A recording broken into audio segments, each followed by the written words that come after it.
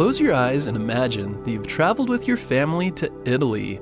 You visit a popular tourist spot to check out one of the most famous buildings in the world, the Leaning Tower of Pisa. As you approach the tower, you can see that it's leaning over at a strange tilt. How is this tower even standing? It has white pillars and arches.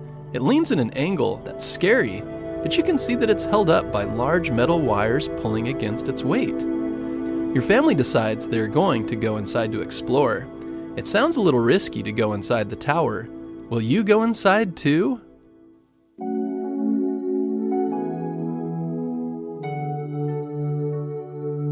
The Leaning Tower of Pisa is one of the most famous buildings in the world. It's a freestanding bell tower in the cathedral of the Italian city of Pisa. A cathedral means a church that has a section where a religious leader, a bishop, lives inside. The tower is known around the world for its strong lean. The tower leans at an angle of 4 degrees. The lean is due to a foundation that is not stable. The Tower of Pisa is 183 feet from the ground on the low side and 186 feet on the high side. It has 295 steps to the top level. The tower first began to lean during the time it was built in the 12th century. This happened because the ground that the tower was built on was soft and could not properly support the weight of the huge tower. Throughout the building of the tower, the leaning only got worse, and it continued to lean more over the next few hundred years. By 1990, the tilt had reached 5.5 degrees. This was so far over that the Italian government decided to add extra support beams to help stabilize the tower. Their work was successful, and after 8 years of extra work, the tilt of the building was reduced to 4 degrees. There's some mystery around who designed the Leaning Tower of Pisa. For many years, people thought that the architect was a man named Bonanno Pisano. This was based on a piece of metal found in the earth at the base of the tower. But later scientists concluded that a different man named Salvi was the actual architect and that Pisano likely just made the doorframe. This was due to the fact that the tower is very similar to at least 2 other buildings that Salvo designed in Pisa.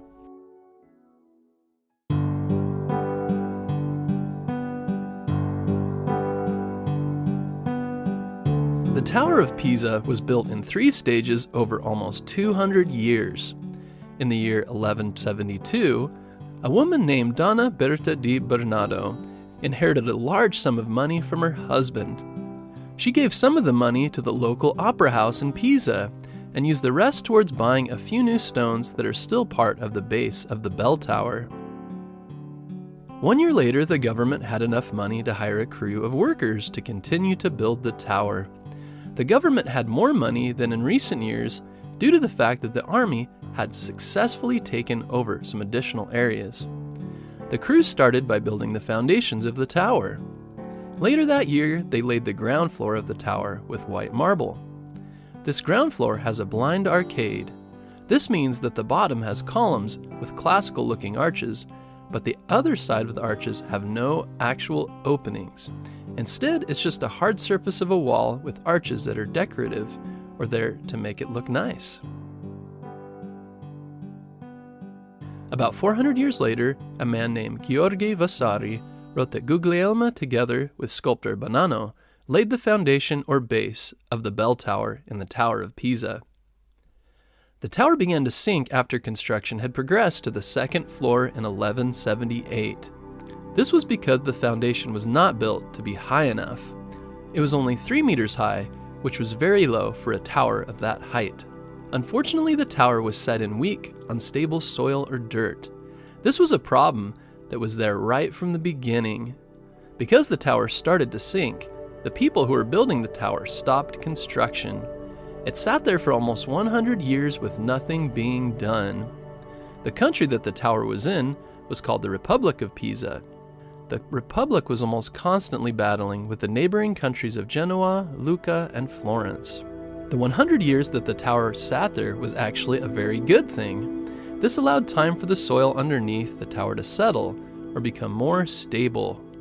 If the original crew had carried on building that tower, the tower would have most definitely fallen over. In 1264, the tower construction had finally moved along far enough that the main architect at the time hired 23 workers to go into the mountains close to Pisa and cut marble. After the marble was cut out of the mountain, they used it on the tower. In order to compensate or counterbalance for the tilt, the designers built the upper floors of the tower with one side taller than the other. For this reason, the tower is actually curved today. The 7th floor was finished in 1319, and then the bell chamber was finally added in 1372. After the Tower of Pisa was finished, the tower was admired by many and has had many famous visitors. It is believed that Galileo dropped cannonballs off the tower to show the law of free fall, a famous law in physics.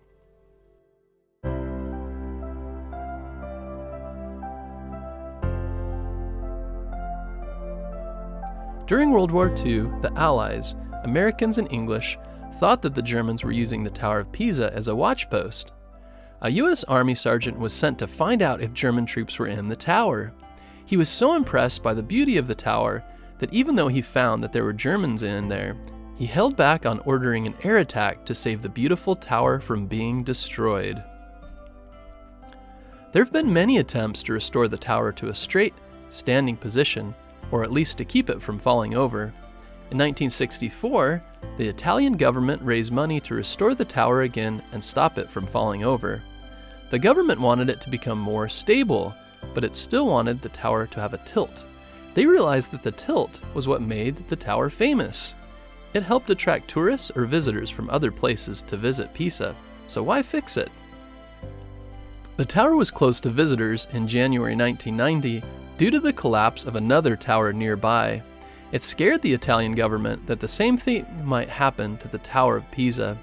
They removed the bells to take some of the weight out of the towers. They also cinched cables around the 3rd level of the tower and anchored the cables hundreds of meters away. People who lived in homes nearby were told to leave to make sure they wouldn't be hurt if the tower ever fell over. Later, the Italian government added almost 900 tons of lead counterweights, or weights on the other side of the tower to help counterbalance the weight on the leaning side. This helps straighten the tower a bit. They also removed soil underneath to raise the side of the tower to help prevent the collapse of it.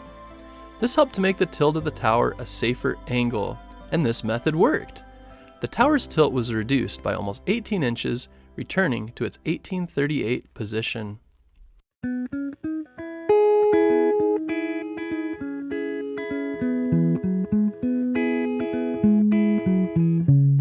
Finally, after 10 years of work to rebuild the tower and make it more stable, the tower was finally reopened to the public in December 2001. The government declared that it was now stable for at least another 200 years. Would you like to visit the Leaning Tower of Pisa one day? If you do visit, would you be brave enough to go inside? I hope you get a chance to visit it one day, whether you go inside or not, and I'd love a chance to visit it someday too.